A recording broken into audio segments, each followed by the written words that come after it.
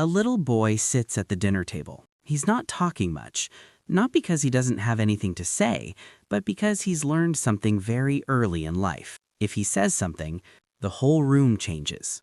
The conversation slows down. The air gets a little tense. People look at him differently. So instead, he just stares at his plate, quietly moving his food around, hoping no one really notices him. His sister is talking about her day, and she gets smiles. His brother shares his grades, and he gets encouragement. But when it's his turn, something shifts. It's subtle, but it's there. And in that moment, he doesn't feel like part of the family. He feels like he doesn't belong there at all. And the sad part is, for a lot of people, this isn't just a story, it's a memory. You see, being the unwanted or hated child, it's not always loud. There's no shouting, no obvious cruelty. Sometimes it's quiet. It's in the sigh when you walk into the room. It's in the way someone responds to you versus your siblings. It's in the lack of warmth, the lack of patience. It's not something you can always point at and say, this is what hurt me, but you feel it deeply. Every child comes into this world the same way, open, soft, wanting love. A child doesn't question whether they deserve love, they just expect it. But when that love feels distant or inconsistent or replaced with irritation, something changes inside them. They don't just feel unloved, they start believing, maybe I'm the problem. And that belief, it doesn't just stay in childhood, it grows with them. There's actually a lot of research around this. Psychologists have found that our earliest relationships, especially with our parents, basically teach us what love is supposed to feel like. If a child grows up feeling safe and accepted, they usually carry that confidence into adulthood. But when a child feels rejected or constantly criticized, they carry that too. There was a psychologist, John Bowlby, who talked about this in attachment theory. He explained that the bond we have with our caregivers becomes like a blueprint for all our future relationships. So if that bond feels cold or unstable, it's not surprising that later in life, love starts to feel confusing or even unsafe. And here's something that makes it even more complicated. A lot of people don't even realize they were that unwanted child, because when you're a kid, you don't question your parents. You adjust to them. You don't think something is wrong with them. You think something must be wrong with me. So instead of blaming the environment, you blame yourself. And that pain becomes very quiet, but very deep. One of the most painful parts of this is comparison. Kids notice everything. They notice who gets praised, who gets comforted, who gets treated gently. And they also notice when that same energy isn't given to them. It's not always dramatic. Sometimes it's just less eye contact, less excitement, less patience. But for a child, that's enough, because their nervous system is always asking one question: am I safe here? And slowly the answer becomes, not really. Over time, this doesn't just affect emotions, it actually affects how the brain works.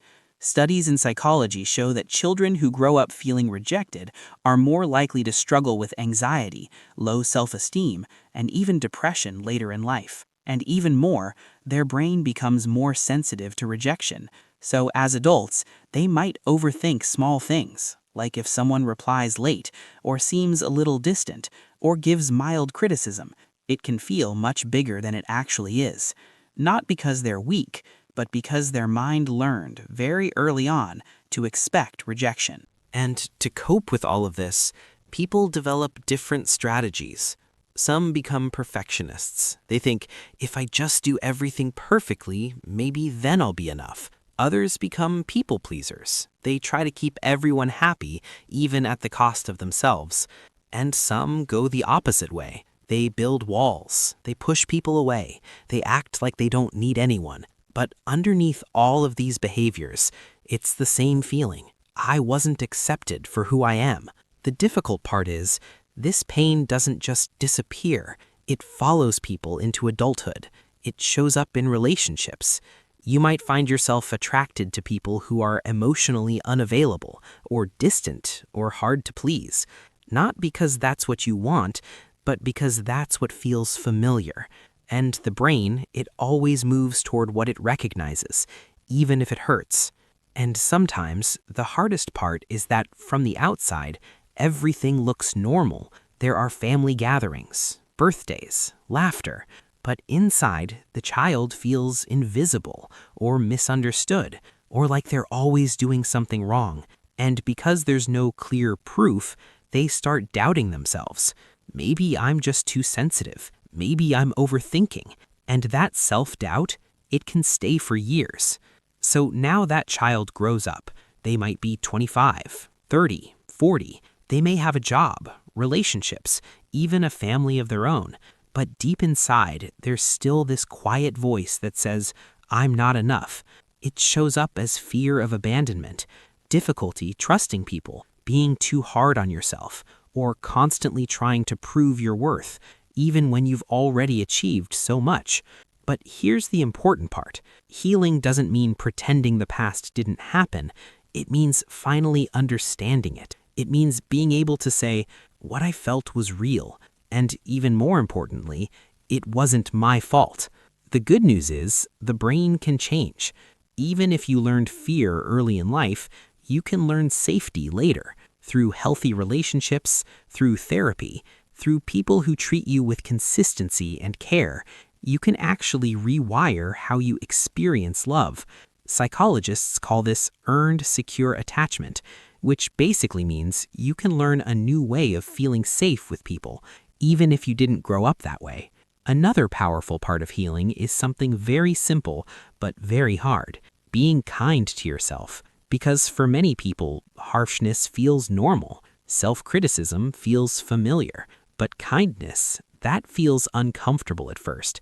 Still, every time you speak gently to yourself, every time you forgive yourself, every time you allow yourself to rest, you are breaking the old pattern. And here's something most people don't talk about. The same child who felt unwanted often grows up to be deeply understanding. They can read people easily. They notice small emotional changes. They care deeply. What started as survival can actually become strength. And if that child grows up and becomes a parent, there's a choice: to repeat the same patterns or to change them. And that change begins with awareness. Just being able to pause and ask, am I reacting from my past or choosing something better? That moment is where cycles end. So let's come back to that memory, that little boy at the table, quiet, careful, feeling like he doesn't belong.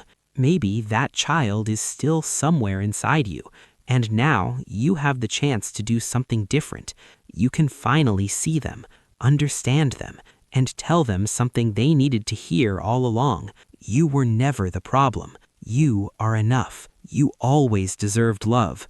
Because healing really begins the moment that child is finally met with love, even if that love comes from you.